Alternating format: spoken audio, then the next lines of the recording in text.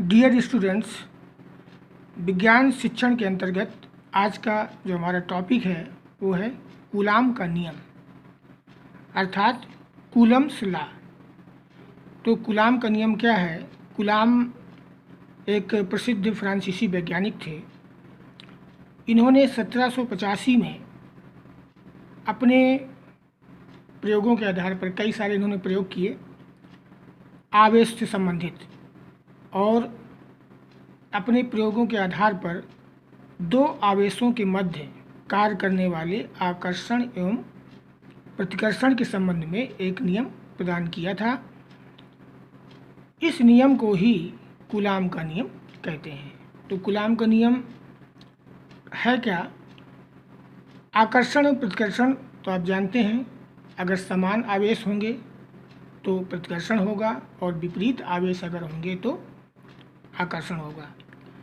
तो दो आवेशों के मध्य जो एक आकर्षण और प्रतिकर्षण का जो बल कार्य करता है उसको समझने के लिए इन्होंने एक नियम प्रस्तुत किया था, और इसी नियम को कूलाम का नियम कहते हैं। तो इस नियम के अंतर्गत क्या है?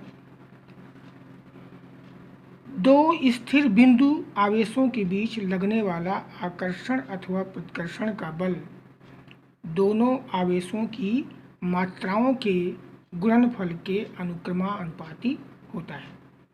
कहने का अर्थ ये है कि अगर दो स्थिर बिंदु हैं तो उनके बीच में जो आकर्षण और प्रतिकर्षण का जो बल होता है वो आवेशों की मात्राओं के गुणनफल के अनुक्रमानुपाती होता है, तथा अब इन दो आवेशों के बीच की जो दूरी होती है तो उनके बीच की दूरी के वर्ग के व्युत्क्रमानुपाती होता है।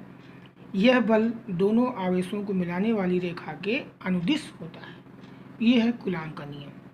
अब यहाँ पे आप देख रहे होंगे ये दो स्थिर आवेश हैं, पहला है Q1 और दूसरा है Q2।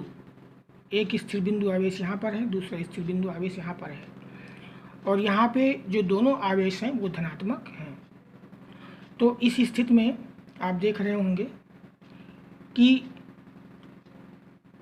ये F12 लिखा हुआ है। यहाँ पे F12 का मतलब ये है कि जब यानी Q1 पर यहाँ से फोर्स आएगा तो ये इधर की ओर लगेगा, यानी जो बल लगेगा, ये जो प्रतिकर्षित होगी वो इस तरफ की ओर होगी। यानी 1 पर किसके द्वारा? 2 के द्वारा, ड्यू टू 2।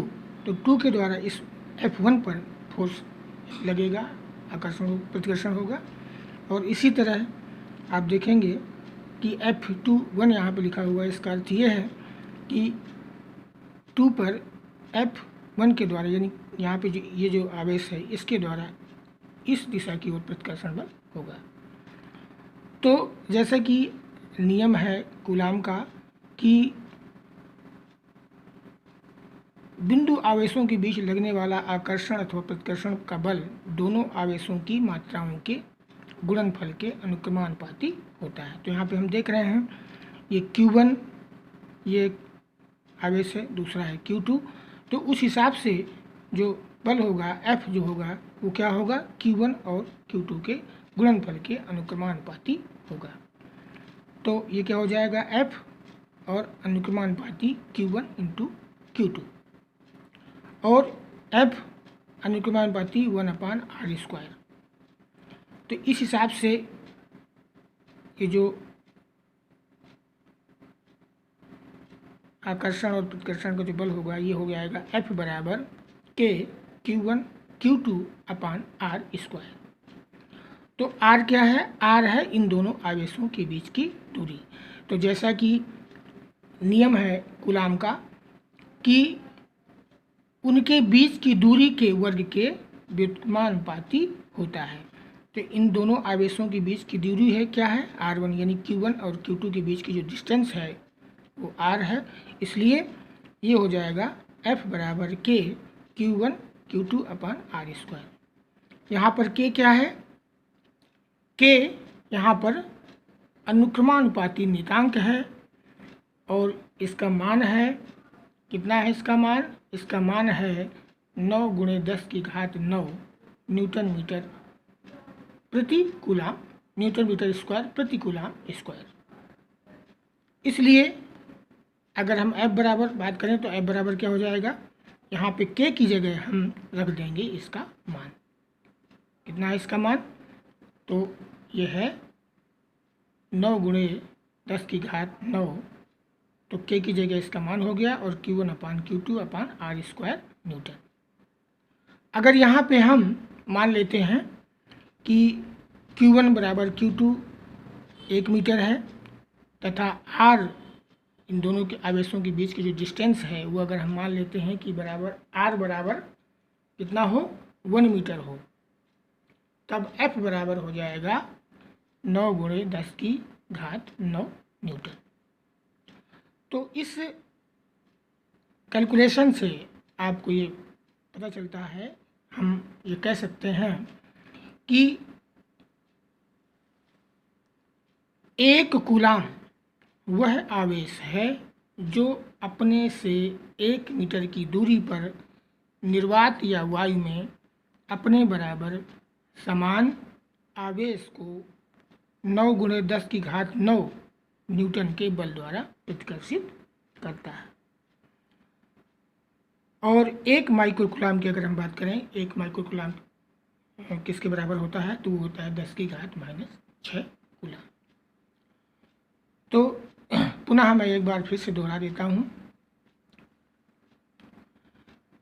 कूलाम का नियम, दो स्थिर बिंदु आवेशों के बीच लगने वाला आकर्षण अथवा प्रतिकर्षण का जो बल है दोनों आवेशों की मात्राओं के गुणनफल के अनुक्रमानुपाती होता है। और इसी से हमारा ये फार्मूला बन जाता है F अनुक्रमानुपाती Q1 अपान Q2। इसको अगर हम 1 मान लें तो 1 अपान R स्क्वायर हो जाएगा। क्यों? क्योंकि यहाँ पे उनके बीच की जो दूरी है उसके वर्ग के व्युत्क्रमानुपाती होता है। तो F बराबर K और Q1 अपान Q2 अपान R square, Q1 into Q2 अपान R स्क्वायर। और K यहाँ पर क्या है, K जो है अनुक्रमानुपाती नियतांक है और इसका मान 9 गुणे 10 की घात 9 न्यूटन मीटर प्रति कूलाम, न्यूटन मीटर स्क्वायर प्रति कूलाम स्क्वायर होता है।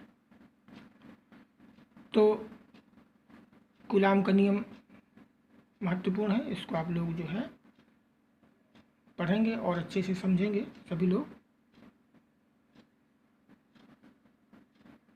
अब आगे अगले वीडियो में जो भी नया टॉपिक होगा उसको लेकर के हम आएंगे। Okay, thank you.